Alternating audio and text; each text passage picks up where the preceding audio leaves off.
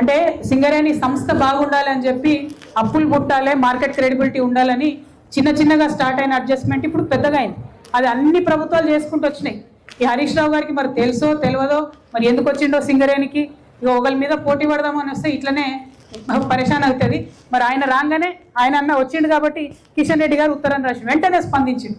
నేను ఇవాళ కిషన్ రెడ్డి గారిని అడుగుతున్నా, మీకు అంత తీరికుంది కదా, మీరు బొగ్గు శాఖ మంత్రి కదా, అంత తీరికుంది, ఎంత తొందరగా ప్రతిస్పందించి మీరు ఆ బొగ్గు ఎక్కడుందో పట్టుకోమన్నారో అంతే తొందరగా ఐటీ మీద పర్క్స్ తీసేయండి, అంతే తొందరగా సింగరేణిలో లేబర్ కోడ్స్ అమలు చేయమని చెప్పండి, అవి చెప్పండి ధైర్యం ఉంటే మీరు.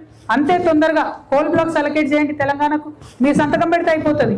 మీరే బొగ్గు శాఖ మంత్రి కిషన్ రెడ్డి గారిని ఛాలెంజ్ చేస్తూ ఉన్నా, మీరు కోల్ బ్లాక్స్ అలొకేట్ చేయాలి తెలంగాణకు అని. అదేవిధంగా ఇక బీజేపీ గురించి ఎంత చెప్పుకుంటూ పోతే అంత పాపం ఉంటుంది. ఏదైతే మినిమం పెన్షన్ అప్పుడప్పుడు మన వాళ్ళు బాధపడుతూ ఉంటారు, 8th వేజ్ బోర్డు కన్నా ముందున్న వాళ్ళకు పెన్షన్ తక్కువ వస్తుందని. ఎందుకు తక్కువ వస్తుంది?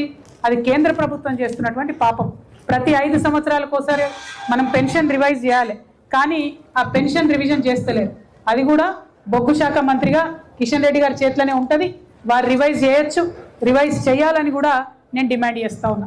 ఇక మనందరం కార్మికులం ఒక పక్క కష్టాలు ఉండి డిపెండెంట్ ఎంప్లాయ్మెంట్ ఇస్తలేరురా నాయన అని మనం మాట్లాడుకుంటుంటే ఇక ఏఐటీసీ వాళ్ళు ఏం చేశారంటే సమ్మెకు పిలిపించింది. అందరేదో నిజమే కావచ్చు అనుకున్నాం, దొంగ సమ్మె ఏఐటీసీ వాళ్ళది. సుక్క గుర్తోళ్ళు అంటేనే కార్మికులకు ఉన్నటువంటి అవకాశాలన్నీ పోగొట్టేటోళ్ళని అర్థం అన్నట్టు.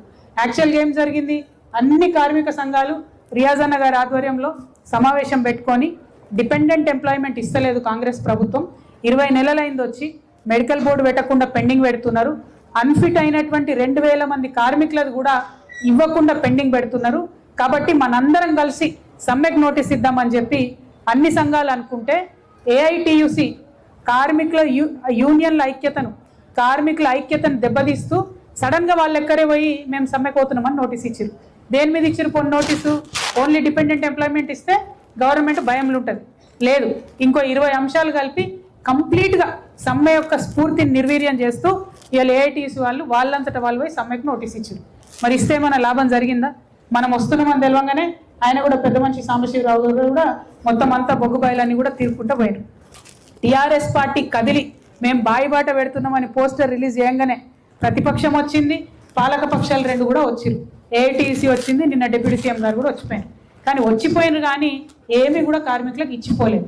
ఎందుకు ఈ మాట అంటా ఉన్నామంటే ఇదివరకు ఎప్పుడు కూడా చరిత్రలో చీఫ్ మినిస్టర్లు కానీ, డిప్యూటీ చీఫ్ మినిస్టర్లు కానీ, మంత్రులు కానీ ఈ డిపెండెంట్ ఎంప్లాయ్మెంట్లకు ఇచ్చేటటువంటి జాబులు వాళ్ళు ఎక్కడ ఇవ్వలే పత్రాలు.